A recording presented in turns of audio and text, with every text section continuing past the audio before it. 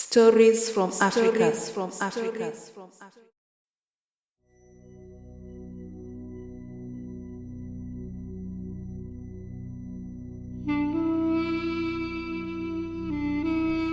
Dhegdeer by Miss Hadithi. The day was hot and humid. Whenever Ayaan took a step forward, little clouds of dust rose, whirled angrily behind her, and then slowly settled again. She was tired and sweaty, trying to hurry home before sunset. Her baby on her back seemed to be heavier with each step she took. The small boy would wake up on and off, soothed by his mother's soft voice, which got accompanied by the clangs of the two gourds hanging around her neck by a leather strap. They swung from side to side in harmony with the rhythm of her steps. She had to cross over the land that belonged to Dhegdeer, the ruthless ogre. Dhegdeer was a cannibal whose name would send shivers down the spine of the people who lived far and near the Hargega Valley, Dhegdeer's home. She was known for her big mouth and teeth that never got tired of chewing and swallowing, and her long pointing nose and ears that would smell and hear the presence of humans and animals' movements a kilometer away. Humans and livestock that strayed the Hargega Valley never made it to their loved one because Dhegdeer would find them and have a sumptuous meal from them. 5 days ago, Ayaan had left her home in Garoe to visit her grandmother in Berbera. It was a norm to see her in the 5th month of the year. She had to go with her youngest son, who still needed its mother's care. Family and friends had tried to discourage her from taking the little boy with her, but she would hear none of it. The village elders had to organize prayers and ask their gods of protection to give Ayaan and her baby journey mercies. This was because she was to travel with the little one. They had to be protected from Dhegdeer, the cannibal, a powerful old woman. Her movements were as fast as the wind and had the strength of 3 horses. Humans who managed to escape did it by a whisker of death and lived to tell of the terrifying ordeals. Dhegdeer was feared. Ayaan stopped suddenly. There were 2 valleys in front of her, and she could not make which one was the deadly Hargega Valley. She looked at things that would be familiar to her, things that she had seen on her way to her grandmother's place in Berbera. Nothing looked familiar, yet she knew it must be one of the valleys. Asaad, you have to help me find our way home, said Ayaan, knowing very well that her 10-month-old baby couldn't talk. She spread her shawl on the hot desert sand and sat on it. We only have 2 minutes of rest. Tell you what, if you lift your left arm, we will take the left valley. If it's the right arm, then we will take the right valley, said Ayaan as she watched her baby closely so as not to miss the arm movement. Asaad lifted his left arm to reach for his gourd that hung around his mother's neck. It was nearly empty with camel's milk. The hot sun had made the boy and his mother feel thirsty most of the time. Ayaan had to drink a little milk because she knew her boy would want more and probably drink hers. All right, Asaad, 2 mouthfuls and off we go. We will take your valley, the left valley, said Ayaan as she shifted the baby from the shawl to her laps to feed her. She said a little prayer to the gods of protection, thanking them for how far and safe they had reached. She also prayed for the same safety and protection until they got home to their loved ones. But the desert road stretched on far and wide. Dhegdeer's last meal was 2 nights ago. Two young boys had strayed into her land while grazing his father's goats. Dhegdeer's daughter, Caraso, had begged her mother to let go of the two brothers and instead eat the goats. Dhegdeer's hunger will not allow that. She made Caraso make a big fire as she locked the brothers and the goats in one of the huts. The boys cried bitterly, begging for their freedom. The more they wailed, the more Dhegdeer rejoiced. It had been a while for Dhegdeer to have such a large meal at a go. How happy and full she would be. Sleeping in a full tummy gave Dhegdeer peaceful periods of time. But that was not the case with Caraso. She pitied the boys, and there was nothing she could do about it. She was also scared of her mother, especially when she was angry. Anything that would trigger Dhegdeer's anger, she reacted wildly.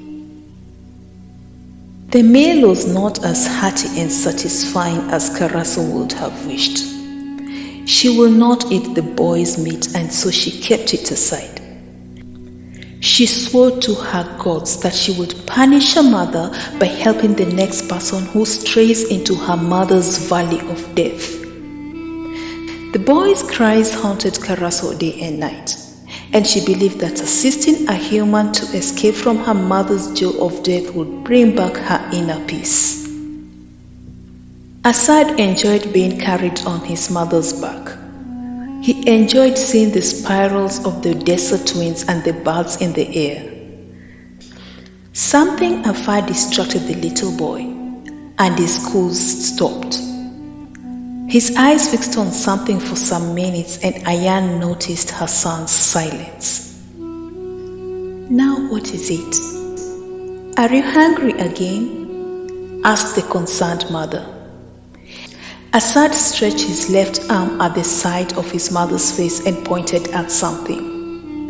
Ayaan looked in that direction and saw a mirage. "That's not water, it's sand," said Ayaan as she stopped to scoop some with her right hand. The boy cooed again and continued pointing at the mirage.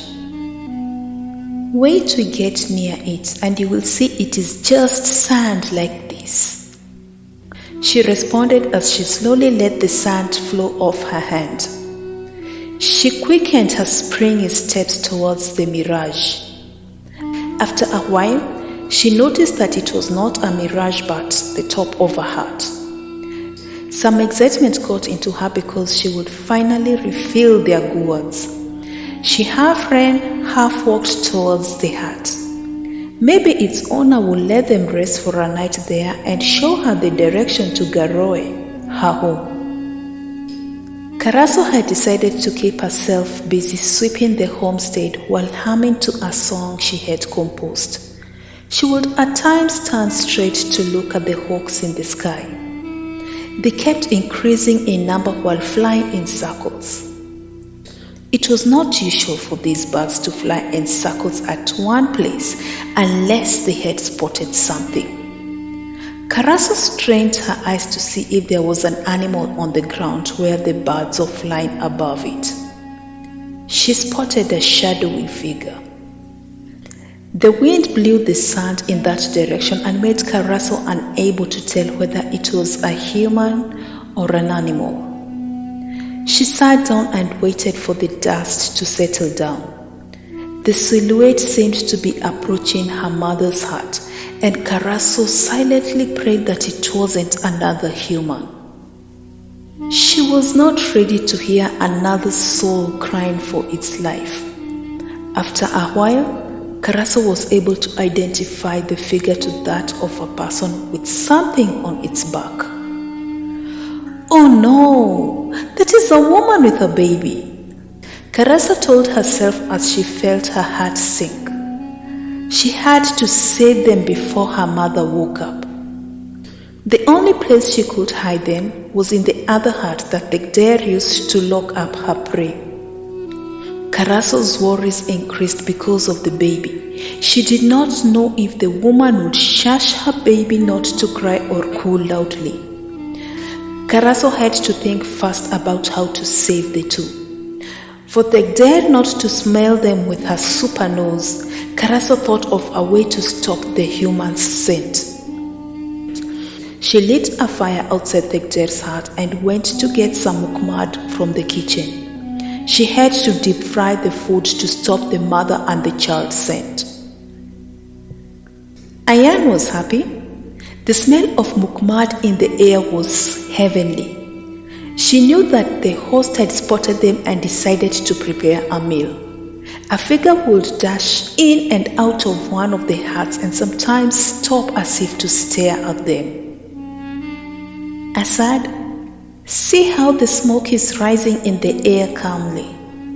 The wind has stopped blowing and the smoke is now going up straight, said Ayaan with a smile. When Ayaan was a little girl, her grandmother had told her that smoke going upwards on a windless day meant that the situation in the homestead was peaceful.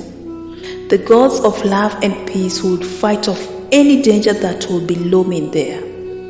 The mother and child badly needed to eat and rest, and the place in front of them looked welcoming. When mother and son neared the huts, Caraso ran to meet them before the child's sounds woke her mother. Ayaan approached the young girl with a smile, but then it faded away when she saw the worried look on Caraso's face.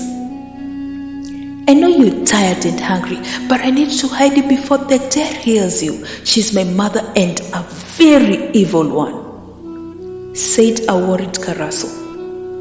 Ayaan was shocked and didn't know what to do. They had come from far and there was no turning back. Her body was too worn out to make a quick run. I will feed and give you some food to carry, but you can't stay here for long lest you want to lose your lives, said the worried Caraso. Caraso escorted Ayaan to the hut, almost from matching her. She let Ayaan know that it was Dhegdeer's prayer house, and she had to make sure that her baby did not utter a sound. Ayaan was speechless. She wondered whether her grandmother's story of the upward smoke was true or just for pleasing the children's ears. So much was going on her mind that she did not realize she was already in the hut. The dry grass on the floor made a comfortable cushion to lay on and almost made Ayaan forget that she was in a cannibal's compound. Caraso closed the door behind her after promising Ayaan that she would be back soon with some food. Ayaan remembered to pray to the gods because she needed protection more than anything else. Here, eat this. Caraso's voice startled her as she ushered herself in with a wooden bowl full of sweet-smelling Muqmad. She also brought in some Lahoh to eat with the Muqmad. Caraso would later give Ayaan a large meat mat to roll the leftover food for the rest of her journey. She also filled up their gourds with the camel milk and told Ayaan to lay on a mat that was next to the wall and try to get some sleep before leaving the compound. She also promised to distract Dhegdeer if she woke up while mother and child were still resting. But that was not so. A strange smell awakened Dhegdeer. No, it was not Muqmad or Lahoh. It was something that had fresh blood and was covered with flesh. Caraso, who is that in my compound? I smell the blood of a human. Not one but two, screamed Dhegdeer. Her voice pierced mother and child's ears and made the little boy scream with fright. Dhegdeer bolted upright and rushed outside. Where was the baby screaming from? How happy she was that food had brought itself to her home. Caraso dashed outside to meet her mother. Aha! Then I must have seen it right, a woman and her baby. I saw their shadowy figures very far, but the dust in the air made me be unsure. said Caraso. Where? Which direction? We must have them for dinner. Go fetch the firewood and make a big fire, ordered Dhegdeer as she started to run towards the valley that Caraso had pointed. When Dhegdeer vanished, Caraso ran back to the hut where the mother and child were. She found them trembling. Ayaan was standing behind the door with her right arm on Asaad's mouth. Run very fast and pray that Dhegdeer does not catch up with you. Pray to your gods, begged the frightened and breathless Caraso. And that's what Ayaan did. She cried to the gods of protection, and a deafening thunder sounded, followed by a howl of fierce wind. When they came out of the hut, they saw the sand spiral on the ground, increasing in size while it rose into the air. It was moving towards Dhegdeer's direction while leaving a trail of a deep path. The wind reached Dhegdeer and carried her up in the air to the cloudy sky. Dhegdeer let out a loud shrieking sound which got drowned by the continuous sound of thunder.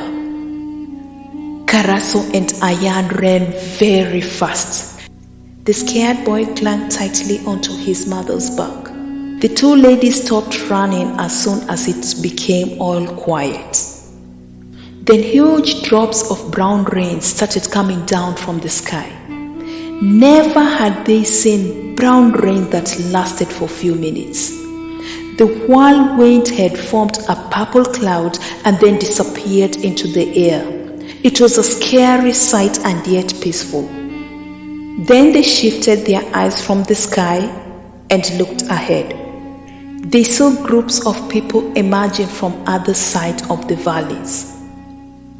They were looking and some pointing at the sky, wondering what was going on with the rain gods. They must have heard the thunder and seen the purple clouds. Somebody spotted the two ladies and alerted the rest. The men ran to meet the two ladies and child and save them from what seemed to be danger. They got escorted to their village and warmly received by their chief. Caraso was scared because she did not know how they would treat her. She knew her mother, Dhegdeer, had killed many of the villagers. The village elders heard their story and let Caraso be one of them. They were touched by her kindness and got convinced that she was not evil like her cannibal mother. Early the following day, Ayaan and her son were given strong men and women to take them to Garowe to be with her family. The chief gifted her with beautiful rolls of cloth and 3 camels as an appreciation for the end of the cannibal who had killed his people. The village also celebrated her as a holy person because the gods of love and peace answered her prayers. For many years, the two villages received plenty of rainfall and food.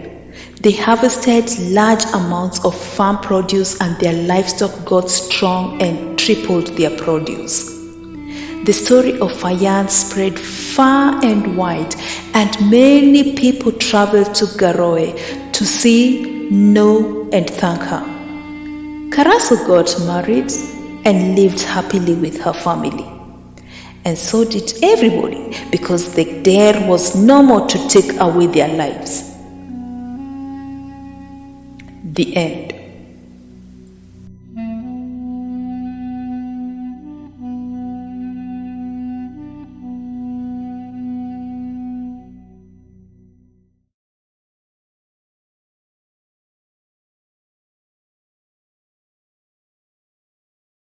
Thank you for watching. Please like, share, and subscribe to the channel.